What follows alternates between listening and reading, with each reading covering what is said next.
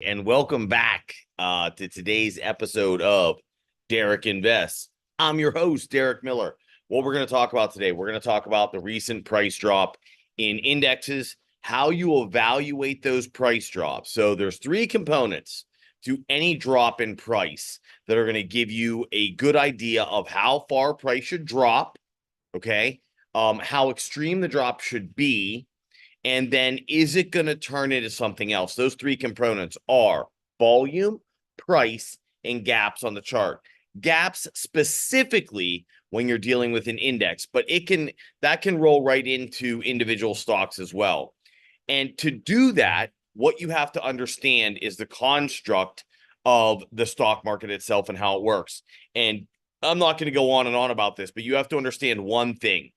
Institutional buyers and sellers, if they are looking to buy more of something, they want to institute fear as quickly as possible in the retail, the less knowledgeable hands of the stock market, so they can buy up more stock and take us to a higher price.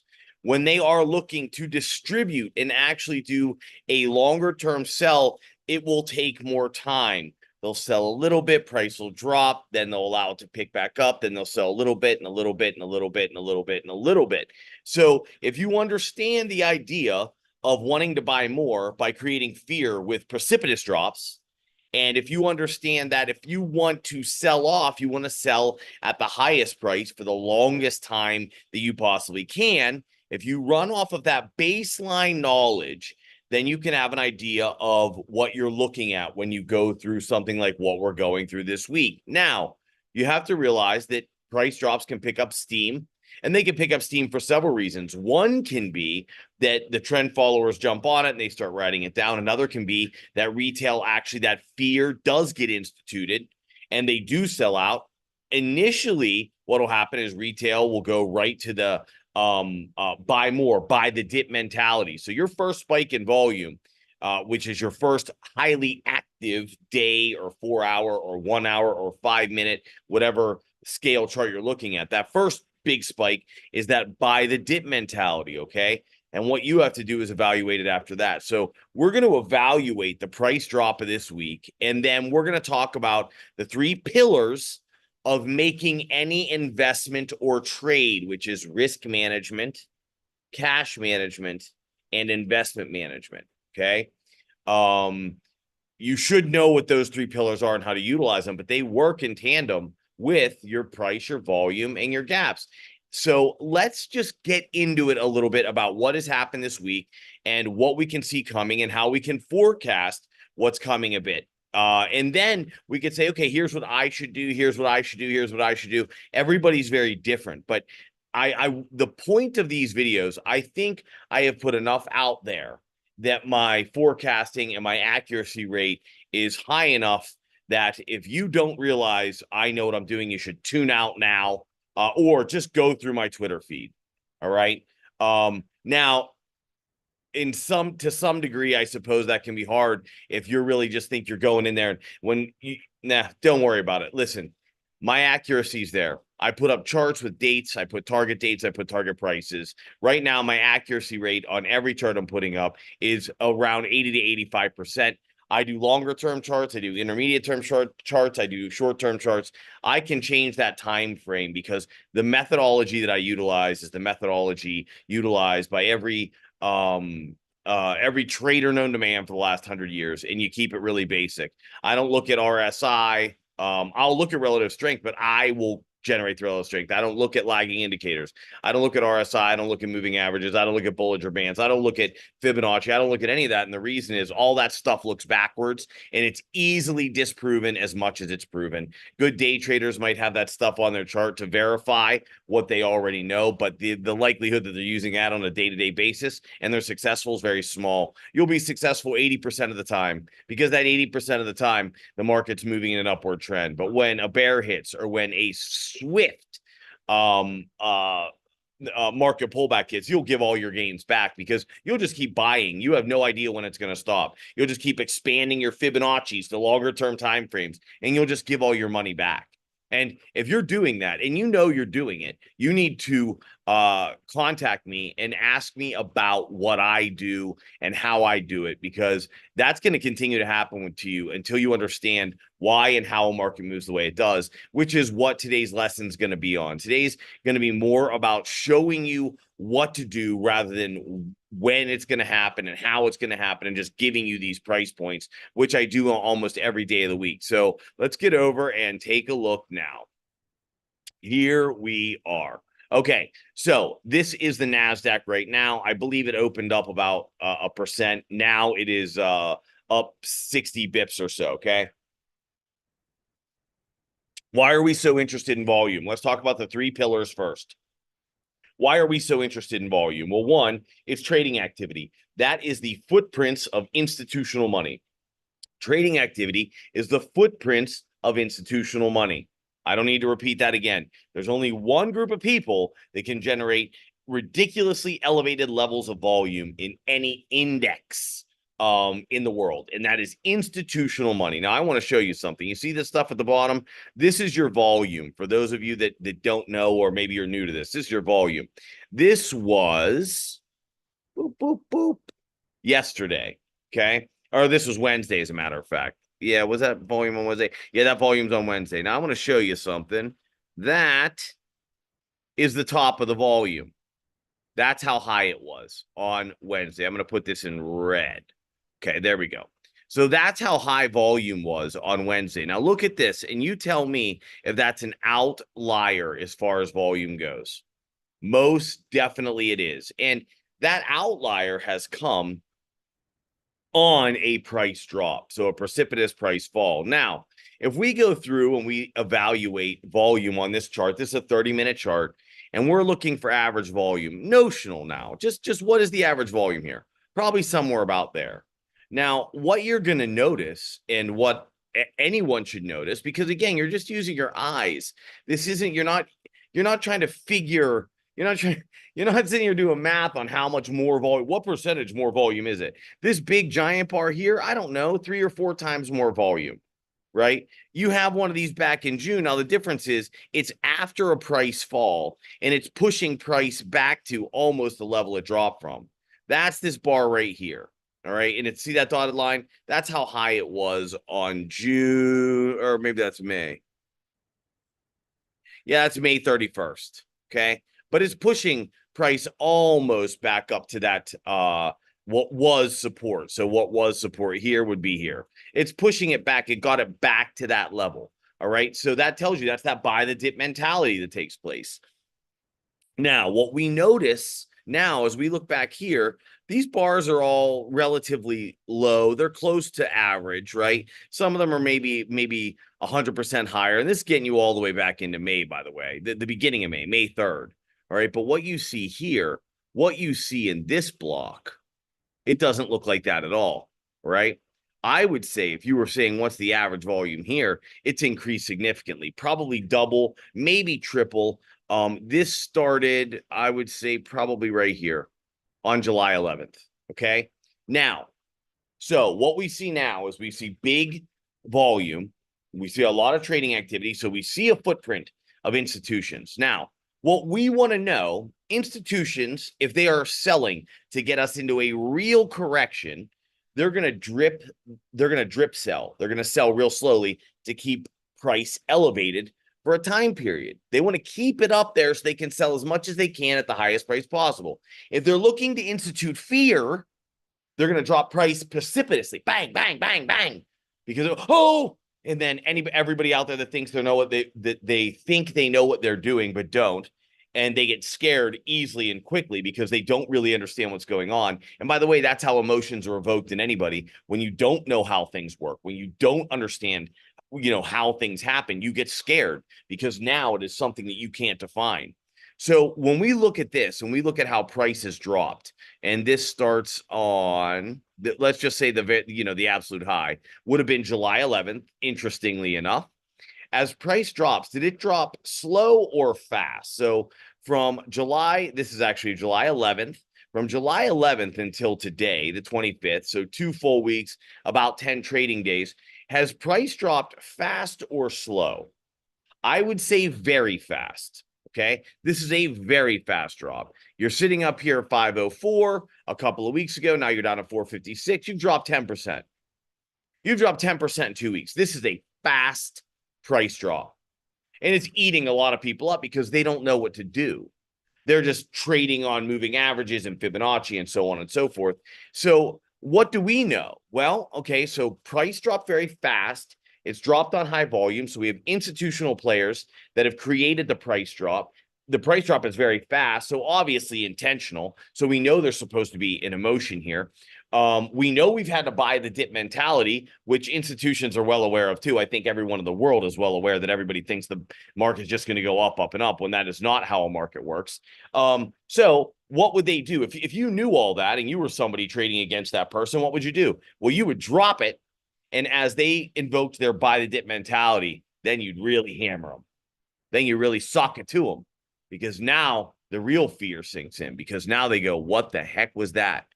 I thought all we had to do was buy. I thought every time it dipped, we just buy. Well, now that's not the case, is it?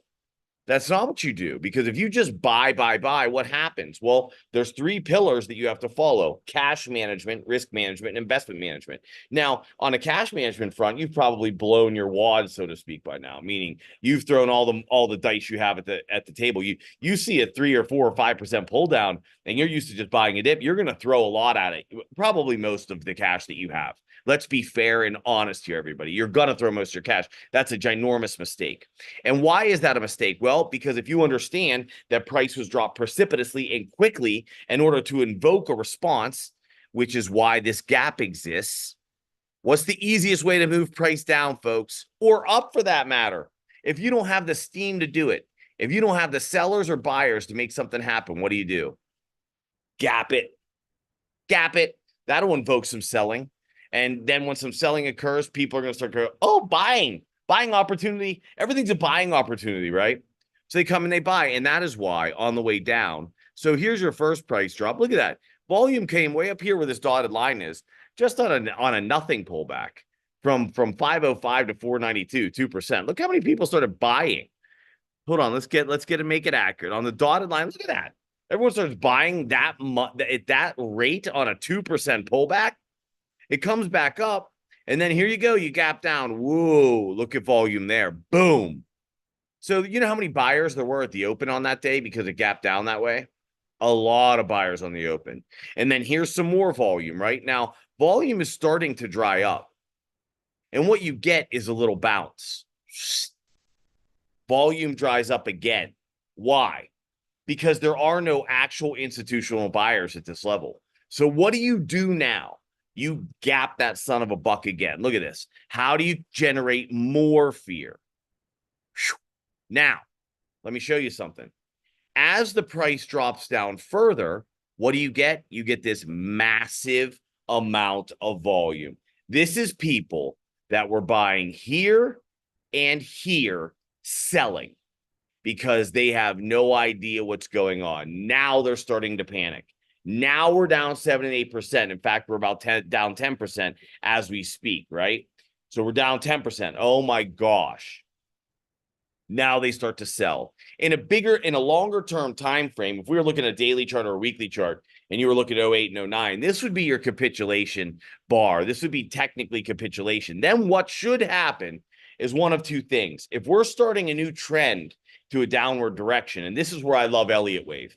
I don't follow Elliott Wave as a forecasting mechanism, but it's a great way to determine which way trend is going and if trend's reversing.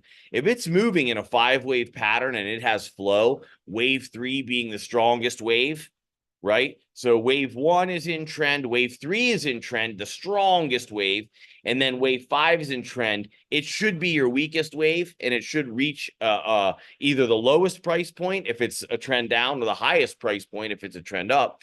That Elliott Wave will give you flow. And if you know anything about Elliott Wave, and you know wave 3 is the strongest, you also know it's the longest. And it always carries two gaps, a gap in wave 1 and a gap in wave 3. And wave 5 will go lower than wave 3.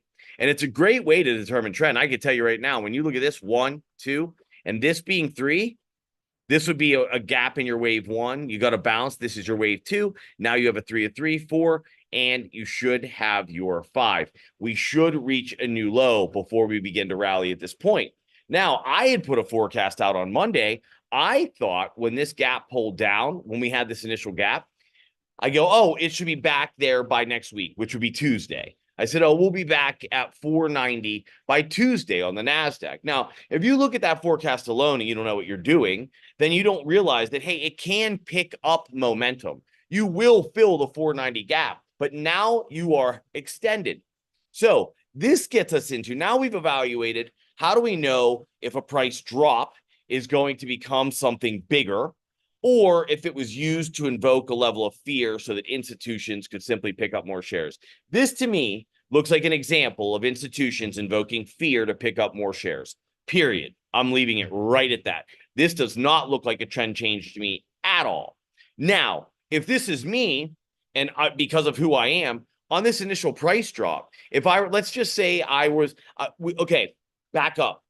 We also know one other thing, regardless of what type of price drop this is, you will always have a second chance. It will always return from the level that it broke out from. So it broke, was previous resistance back here. See back here, these 2 points? This is your previous resistance. It broke out. It had to retest. It failed to retest, okay? So now your support level is up here at that 490. You will always have a second chance at 490. Now, how close do you want to play it to that 490? So on a bounce, you should have a chance at 490. It depends how greedy you are. Me, I am not all that greedy. So what I would probably be fine with is about 488.50 on a bounce. But I bought, right? So this came down, and I said what I would have waited for. I'll tell you exactly what I would have bought. I have no problem with it because for me, it wouldn't be a mistake. I build 10% positions initially. So what I would be doing on the way down is building a 10% position. Upon the bounce, I would scale out 5%. And when I got back up here, I would build another 5%. I would build on my position. I would have sold half the fall, right? And then here's what would happen. If it broke through this support level and got to 500, so from 488.50 to 500, I'd close out the position. However, if it did not, I would build back 5% more on the next price drop because that would indicate a trend change. If I'm moving fast, I apologize. I don't want this video to go beyond 30 minutes. So for me, my risk management is I'm building a 10% position on the way down. I can tell you right now, this is where let me make sure I'm being accurate here. I would have not bought here on this initial drop. No, not a chance. I would have waited for a bounce, which I didn't really get. So probably as it came back in, this is where I would have started buying again, which would be July 18th.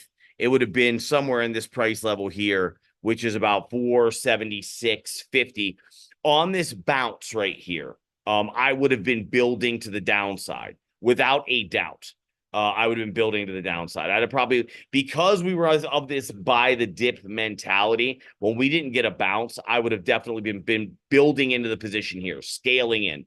Right now, I can tell you that I would call this a wave 3.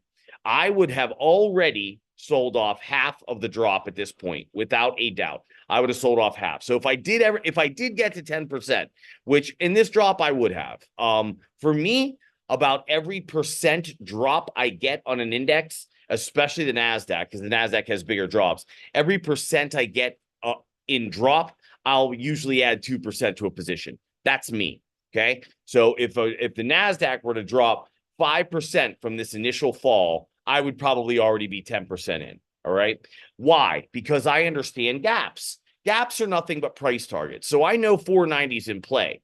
So for me, the further it falls, the more I like it. I will tell you that I don't wait for bottoms. I believe it should break this, what is this level? 455.90. I believe it should break this, okay? I would say it should probably come into like, I don't know. Here you go, 452.50 probably. But I'll tell you right now, I won't wait for that. So as this drops, I would already be sitting in a 5% position right here because this is capitulation. This is traders and retail that didn't understand what was going to happen, selling without a doubt. That created this little bounce. Institutions are going to come back down. They're going to check for supply. How much volume is down there? Are there still guys holding stock that we can buy? Can we pick up more shares?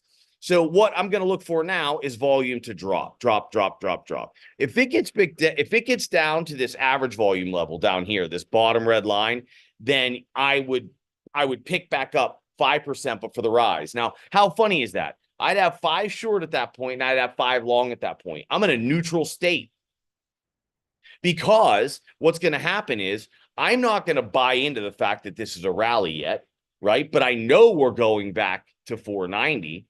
And this would be for an intermediate term kind of swing traders, the way they would trade. This would be intermediate term. If you're day trading, it would be different than this. Most of the people that work with me are intermediate term and long term. Day trading right now, this would be the funnest game in town. I would be having a ball. I am having a ball, as a matter of fact. In any case, so I would be 5% long once if volume dries up and it breaks to a new low. And when I say breaks to a new low, if it hits 454, I know there's another 1.5 that's probably likely. I'm taking it. I'm going 5% in long. Once it fills this gap, it'll have another pull down. So I would sell off the short position. As it pulls off this gap, I would sell another 2.5 of the short position, let the long run, or put 2.5 in, depending how well it trades. Then as it comes up and fills this gap, it's going to get some pull down again. Once it pulls down again, now it looks to me like this is going to be a trend change. So I would eliminate the short altogether. Would my short trade be profitable? Extremely profitable. And now I have a long running. And so I either have 5 or 7.5% sitting in my long at this point. As it rallies through, when it gets here, I'm going to sell off half my long. It should pull back. I'm going to do nothing. It's going to rise to a new price. I'm going to wait for the retest of previous resistance, would be right here at 503. Okay. Now, I hope this made sense to you. Your gaps are used as price targets. And you need to remember something. A gap is like driving down the highway. The further so your exit's back there at exit 57. The further you get away from exit 57, the more dramatic you're going to have to get back to. So if you get to exit 60 and you only have 3 minutes to get back to exit 57, whether you turn around at exit 58, exit 59, or exit 60, you only have 3 minutes to get back to exit 57, period. So if you only have 3 minutes, the further I get away, the sharper my U-turn and my drive back is going to have to be. Okay. The closer, the longer it takes. So do I get concerned when a gap doesn't fill immediately? Absolutely not. It just means that it's going to have to be a sharp U-turn and a fast move. And this also helps you evaluate the market itself. See the gap back here? I'm going to have to jump off here. And I hope this lesson was informative. And I'm going to follow up on this lesson. I'm going to do a little series over the weekend. See these gaps? Guess what? They're filled now. How dramatic was the U-turn and the drive back? It took 10 days. It took you from June 4th until, July 11th? June 4th to July 11th. It took 5 weeks. It took 5 weeks to get here. It took 2 weeks to return. There you go. That's my point. Okay, I'm going to stop the share here. Look, guys, I hope this lesson taught you something. That was the point of this lesson. And remember, if you're not good up here, you're not good anywhere. Okay? Get outside, smile, see the sun. Fake it till you make it if you're having a bad day, all right? Bad days turn around. You haven't failed yet. You're batting 1,000. I believe in you. I'm rooting for you. If you're interested in the lesson I just taught right now, that's just the tiniest piece of the masterclass and the one-on-ones that I do to help folks accurately forecast their trading and investing, whether it's extremely short-term, intermediate-term, long-term, doesn't matter. This transcends those things, okay? Remember, every day above ground is a good day. Thank you all so much for joining me. I hope you enjoyed that.